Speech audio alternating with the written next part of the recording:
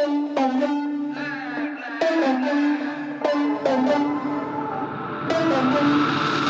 the record, I'm done trying to make y'all comfortable.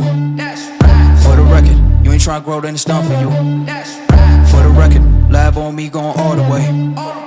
For the record. All right, what's up? So today,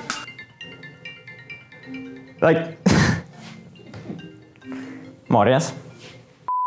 What's up, everyone? So welcome to the first video in the series of building my huge drone. There's probably going to be more than one video because this is probably gonna have a lot of obstacles and issues along the way, so we're gonna end up with quite a lot of videos. Maybe, I'm not sure yet, I have no idea. I'm literally starting off right now. Considering I've never done this before, we're gonna have quite a few issues and we're gonna have some laughs along the way. Hopefully no crash drones, but so hopefully some good times. So yeah, let's start off. This is the Alta 6, it's right here in the case. As you can tell, this is completely bare bones.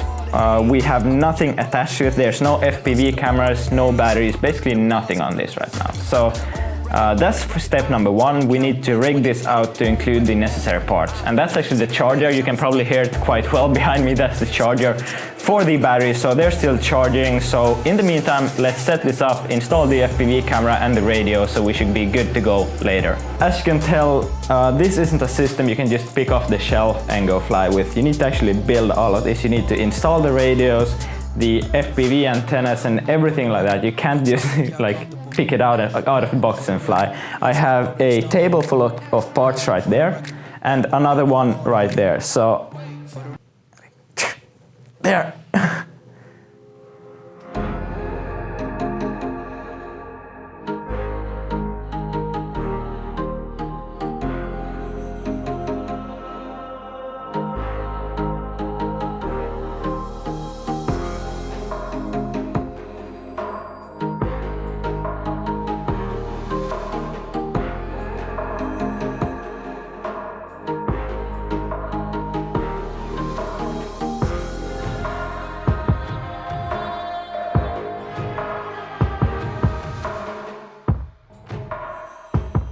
Right, so we're soon about to do the first power-up. We've installed the batteries, we've installed the Futaba radio.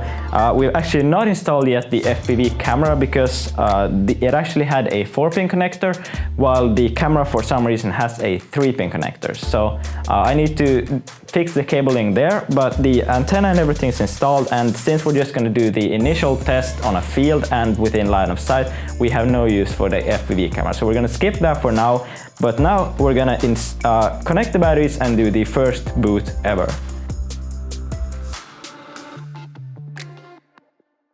Now we'll start by configuring the Alta with the Futaba controller. So yeah, let's give it a shot. I have no idea how this is actually gonna work.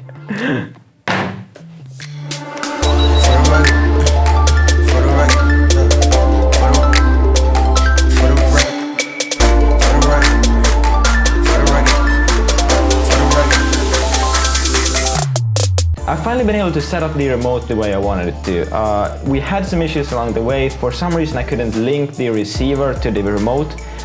It has something to do with the channel setup, so I switched that around and got it fixed.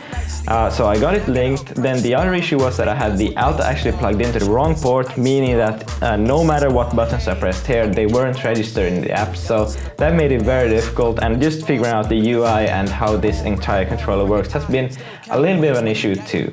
But for now, we've actually got it set up.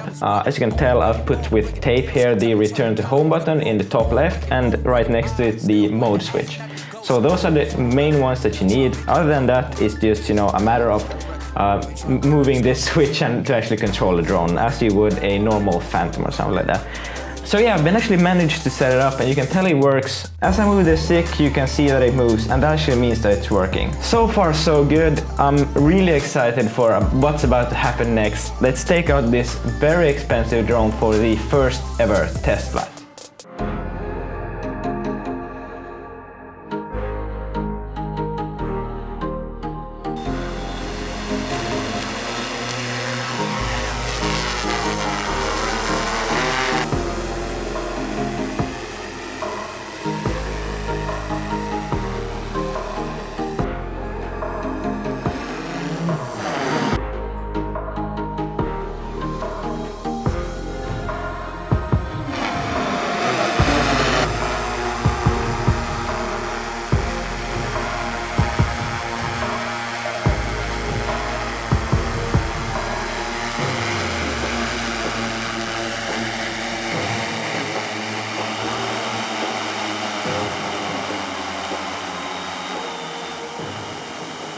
that's it. That's the first flight test is officially done. I can't believe we actually got it to work.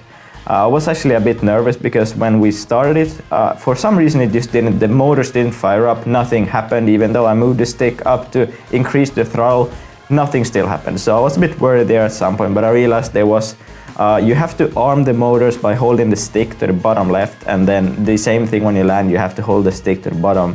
Actually, when you start it's to the bottom right, and when you land it's to the bottom left. Anyway, so it's, I didn't know that. I was just pushing the throttle, realizing that nothing happens. I was really confused, but then we got it up in there, and oh my, it was so smooth. Like, comparing it to the tiny drones I've flown in the past, this is just on another level. Like, when you let go of the throttle, it keeps going, and it's just so smooth. It's the same thing that I tried to explain in the video with the Mobi Pro. Like, it's so incredibly smooth compared to the DJI stuff I've used in the past, and it's just on a whole nother level basically. So I'm super happy with the initial test. I might have to do some small adjustments to everything, or I probably will start adjusting everything once I get more used to it. But for now, I got it up in there, I didn't crash it, and I got to fly it around on a field, and it was just, yeah, it was amazing. I can't wait to really put this thing to its paces. So I think that's where we're gonna wrap up this video. I think that's it for one video. The next video is gonna be me attaching my camera to it. I'm also going to make the gimbal move in accordance with the small trims you have in the bottom. I'm gonna show you guys.